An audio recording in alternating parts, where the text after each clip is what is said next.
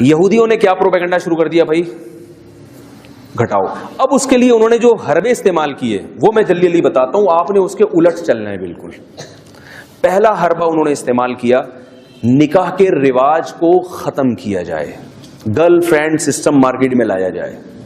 Girl friend جب ہوتی ہے تو کوئی سالہ ہوتا ہے, کوئی سسر ہوتا ہے, کوئی ساس, کوئی خاندانی نہیں ہوتا. اس کو جب چاہو چھوڑ دو. بیوی کو طلاق دینا آسان کام, بولو نا بھائی, 100 دفعہ کانپتا ہے آدمی, سالوں کا خیال آتا ہے, سسر صاحب کا خیال آتا ہے, یار وہ بندہ نہیں چھوڑے گا مجھے. ارینج میرج ہوئی ہے, باقاعدہ بھگا کے نہیں لے کر آئے, وہ شادی پہ اتنا خرچہ ہوا تھا, وہ ضائع ہو جائے گا, دوبارہ رشتہ ملنے میں مشکلات ہوتی ہیں, لوگ پوچھتے ہیں طلاق کیوں دی. گرل فرینڈ 100 رکھیں, 100 دفعہ چھوڑیں, کوئی بدنامی نہیں ہے معاشرے میں آپ کی.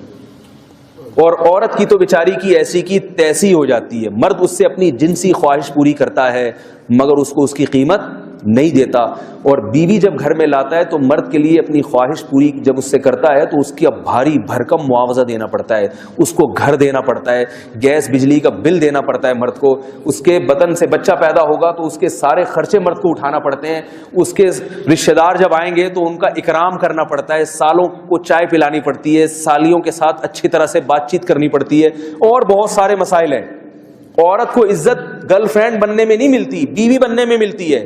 تو انہوں نے کیا کیا, نکاح کے رواج کو ختم کیا, گرل فرینڈ کے کلچر کو فروغ دیا, اور نام اس کو حقوق نسوانیت کا دیا کہ عورت پہ پردے کی پابندی نہیں ہے, عورت جب چاہے مرد سے بے محابہ بات کر سکتی ہے, اور خواتین کو ویکینسیز دی جائیں, جاب دلائی جائے. یہ جو مولویوں نے عورتوں کو گھروں میں بند کیا ہوا ہے, یہ ظلم ہے, زیادتی ہے. تو نام کیا استعمال کیا گیا, عورت کے حقوق, مگر برباد کون ہوئی ہے, عورت برباد ہو گئی. گھر کو قید خانہ کہہ دیا, حالانکہ گھر قید نہیں ہے. قرآن نے گھر کو قلعہ کہا ہے جس میں حفاظت ہوتی ہے. قلعے کے اندر لوگ قید نہیں ہوتے, فوج محفوظ ہوتی ہے. تو گھر عورت کے لیے کیا ہے, حفاظت کا ایک حصار ہے جہاں وہ محفوظ ہے. تو گھر کو کیا کہہ دیا, قید خانہ. تو یہ ایک الگ موضوع ہے کہ خواتین کے حقوق پہ, نام پہ جو ہے نا خواتین کی جو حقوق کی پامالی کی ہے. تبھی یورپ اور امریکہ میں اسلام قبول کرنے والوں میں عورتوں کی تعداد زیادہ ہے, کیونکہ وہ جب کتابوں میں پڑھتی ہیں تو اسلام دہشت گردی کا مذہب نظر آتا ہے, لیکن جب حقیقت میں دیکھتی ہیں تو کہتی ہیں مسلمان اپنی بیویوں سے بڑی وفا کرتے ہیں, یہ عزت کے ساتھ اس کو لے کر آئیں گے. ایک جرمن سے خاتون آئی کچھ وقت پہلے ہمارے گھر میں, وہ آتھسٹ تھی.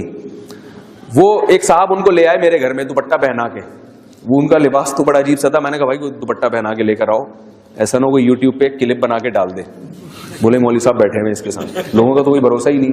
میں نے وہ عجیب سی دوپٹہ پہنے ہوئے انگریز عورت لگ رہی تھی, لیکن خیر ہم نے کہا کچھ ہمارے بھی پرمپرا ہے, ہماری بھی کچھ رسم و روایات ہیں, ہمارے گھر آ رہی ہے تو ان 2-4 باتوں کا خیال کرنا پڑے گا. تو دوپٹہ پہنا کے اس کو لے آئے ہمارے گھر میں.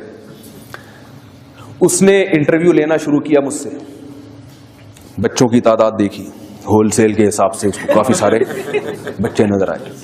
بیویاں دیکھیں, اللہ تعالیٰ نظر بد سے بچائے. پھر وہ بہت 4 گھنٹے اس نے مجھ سے انٹرویو لیا ہے. انگلش میں تھی, وہ ترجمہ کر رہے تھے, جو ہمارے شاگرد تھے جو اس کو لانے والے تھے. 4 گھنٹے اس نے مجھ سے سوالات پوچھے. اس نے کہا آپ کی بیویاں کہاں جاب کرتی ہیں؟ میں نے کہا نہیں کرتی. پھر کیا ہوتا ہے؟ میں نے کہا ہم کما کے کھلاتے ہیں, خود کھلاتے تینوں. گھر کا کیا کرتے؟ میں نے کہا ہم کرایہ دیتے ہیں. گیس بجلی؟ میں نے کہا میں دیتا ہوں. بچوں کی فیسیں؟ میں نے کہا میں دیتا ہوں. تو میرا دل چاہ رہا تھا مجھ سے پوچھے وہ کیا کرتی ہیں, تو میں جواب میں کہوں وہ پیڑے کھاتی ہیں بیٹھ کے. وہ کیا کرتی ہیں؟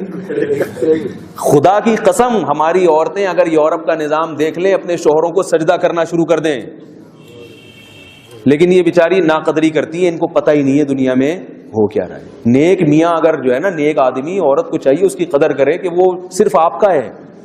یہ کتنی بڑی بات ہے. وہ ادھر ادھر نہیں جاتا, طوائفوں کے پاس نہیں جاتا, وہ ٹائم پہ گھر آ جاتا ہے, تو بہت بڑی نعمت ہے یہ. تو وہاں کی خواتین, اچھا پھر وہ خاتون اگلے دن دوبارہ آ گئی. پھر اتنا لمبا انٹرویو, ان کو بڑا مزہ آ رہا تھا نا, وہ بڑا عجیب سا انہوں نے, کیونکہ وہاں تو تصور نہیں ہے اس کا, تو بڑا حیران ہو رہی تھی کہ کیسا نظام ہے, کیا ہے. اور یہ تو وہ خود نہیں جانا چاہ رہی تھی. پھر وہ ہمارے شاگرد کو دیر ہو رہی تھی, وہ اس کو لے کر گیا کہ ان کی صبح فلائٹ بھی ہے, انہوں نے واپس جانا ہے. تو ان کا جو سیٹ اپ ہے نا وہ بالکل اس کے کیا ہے, اپوزٹ ہے. تو یہودیوں نے پہلا کام کیا, سب سے پہلا کام یہودیوں نے یہ کیا کہ نکاح کے رواج کو بولو بھائی ختم کیا جائے. گرل فرینڈ سسٹر، لڑکیاں ہوں، دوستیاں ہوں آپ کی، اور ان کو پتا تھا کہ یہ کام میڈیا کے ذریعے ہو سکتا ہے، لہذا میڈیا پہ فحاشی اور یعنی کو پھیلایا گیا، اور ڈرامے ایسے دکھائے جاتے ہیں کہ بیوی کسی اور کی ہے، چکر کسی اور کے ساتھ چل رہا ہے، یعنی جو شادیاں ہو بھی رہی ہیں وہ بھی ناکام ہو جائے. اگرچہ وہ نیگیٹو میں، لوگ کہتے ہیں کہ نیگیٹو میں دکھاتے ہیں، مگر دکھا تو دیا نا آپ نے. تو نیگیٹو بات کو بھی جب زیادہ دکھایا جائے گا تو لوگ کہتے ہیں اگر یہ نیگیٹو ہو سکتے ہیں، تھوڑا بہت ہم نے بھی اگر منفی چل گئے تو کیا ہو گیا، ٹھیک ہے نا. تو وہ سارا ہمارا سسٹم آہستہ آہستہ خراب ہوتا چلا جا رہا ہے. دوسرا کام کیا کیا انہوں نے کہ جو نکاح ہو رہے ہیں، یعنی بعض لوگ ہوتے ہیں وہ کہتے ہیں نہیں ہم نے نکاح کرنا ہی کرنا ہے، تو ان کو یہ سمجھایا جائے کہ کم عمری کی شادی صحت کے لیے نقصان دہ ہے، بچہ میچور نہیں ہوتا، لڑکی ناسمجھ ہوتی ہے، وہ سسرال کے بکھیڑوں میں پڑ کے برباد ہو جائے گی، تو شادی دیر سے ہونی چاہیے. کم عمری میں نکاح بچکانہ حرکت ہے. پہلے لڑکا اور لڑکی کو میچور تو ہونے دو، ایک دوسرے کو سمجھنے کا ان کو موقع دو، پارکوں میں ڈیٹیں تو مارنے دو، ایک دوسرے کو سمجھنا تو شروع کر دیں. بہت مشکل ہے سمجھانا، بہت مشکل ہے.